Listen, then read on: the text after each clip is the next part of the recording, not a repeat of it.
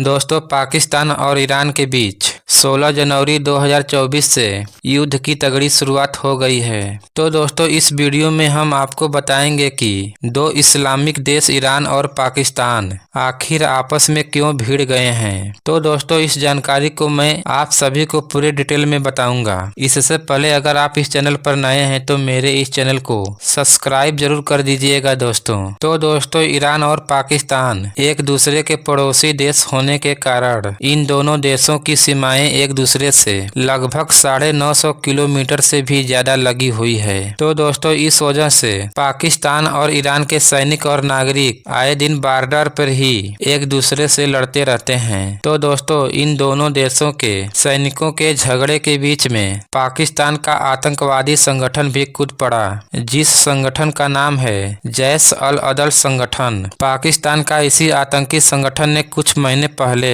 ही यानी कि दिसंबर 2023 में ईरान के ऊपर ड्रोन से हमला कर दिया था और ईरान के 11 सैनिकों को ड्रोन के हमले से ढेर कर दिया था। और तभी से ईरान को पाकिस्तान के ऊपर बहुत ज्यादा गुस्सा आ गया था। तो दोस्तों, लगभग एक महीने बाद 16 जनवरी दिन मंगलवार को ईरान ने भी अपना गुस्सा शांत करने के लिए पाकिस्तान के आतंकवादियों और उनके सैनिकों के ऊपर एयर स्ट्राइक करते हुए उन्हें उड़ाने की भरपूर कोशिश किया है। तो दोस्तों, ईरान के एयर स्ट्राइक के जवाब में पाकिस्तान ने भी ईरान के ऊपर एयर स्ट्राइक करते हुए ईरान के भी देश को नुकसान पहुंचाने की कोशिश किया है। तो दोस्तों, इन दोनों देशों के बीच के झगड़े का यही सब कारण है। तो दोस्तों, आज की यह जानकारी बस इतना ही। अगर यह जानकारी आपको अच्छी लगी है तो मेरे इस चैनल को लाइक, शेयर और सब्सक्राइब करना बिल्कुल नहीं भूलिएगा दोस्तों। तो मिलते हैं फिर किसी एक नई वीडियो के साथ। तब तक के लिए जय हिंद, जय भारत।